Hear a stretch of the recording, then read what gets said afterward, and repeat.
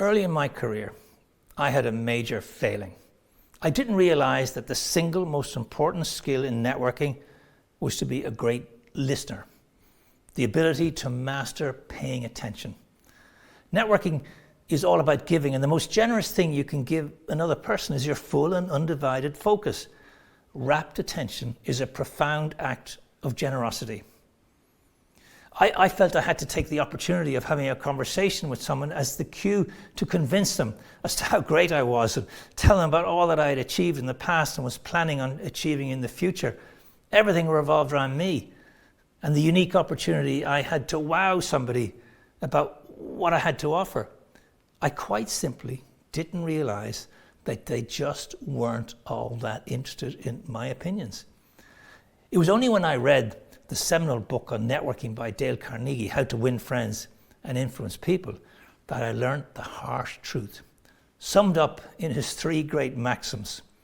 When you talk about yourself to somebody, they think you're a bore.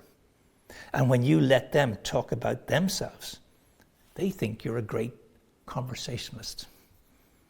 Secondly, to be interesting, be interested. And thirdly, a really good question beats a really good comment. So as I progressed in my career, I began to appreciate that in theory, listening is simple, but in practice, it's not easy. On average, we're interrupted about every 18 seconds. People think they listen, but they don't. They finish each other's sentences, and they constantly interrupt. The only reason they listen at all is to give themselves time to prepare what they're going to say next. They can't wait to tell people what they think. And frankly, the other people are not that interested. They want to give people advice, their advice. They try to impress people about their own lives and views and hope they're interested. But you know what? They're not. I particularly learned this when I was working for Enterprise Ireland and IDA Ireland and was based in Australia. I needed to focus on what other people wanted, not what I wanted to sell. The same was true when I spent over 20 years with the Ireland Funds and was raising funds for philanthropic projects in Ireland. The key was to realize that people want to contribute to things that they were interested in, not what I was interested in. And the only way to find that out was to listen. So here's the problem. Most people think that talking is more important than listening. However, you learn nothing when you're talking. You learn everything when you're listening. When it's your words, you're only repeating what you already know or what you recently learned. Also, many people think that talking is all about action and power and control, and listening is kind of a sign of weakness and apathy and not being an expert. But is that true? In reality, people are either speaking or preparing to speak.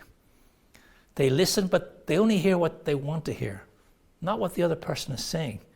And when you don't pay attention to what others are saying, you send them a message that you don't value them. Many people are narcissistic listeners.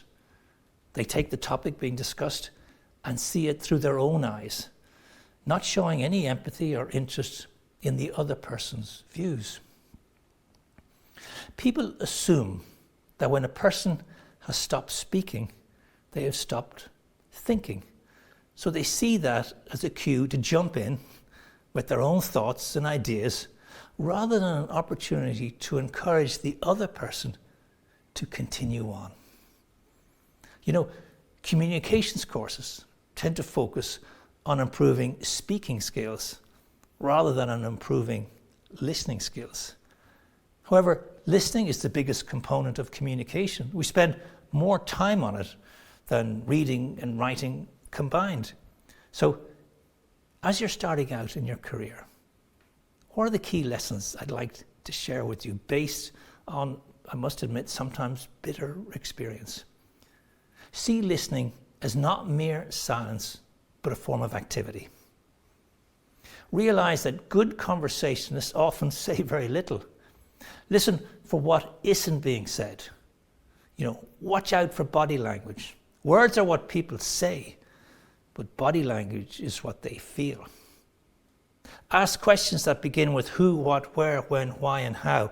Show you're interested and curious. Ask follow-up questions. They have special power because they signal that you're listening and you want to know more and you're interested.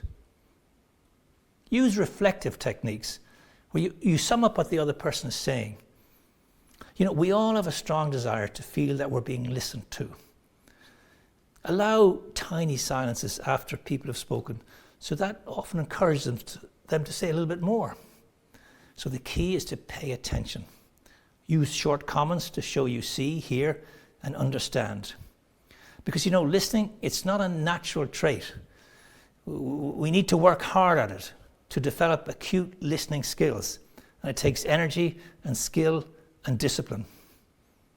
The key to success in listening is to look at your attitude, to what it means, and to use it to invite the other person's thinking, and thus see it as a powerful act of creation.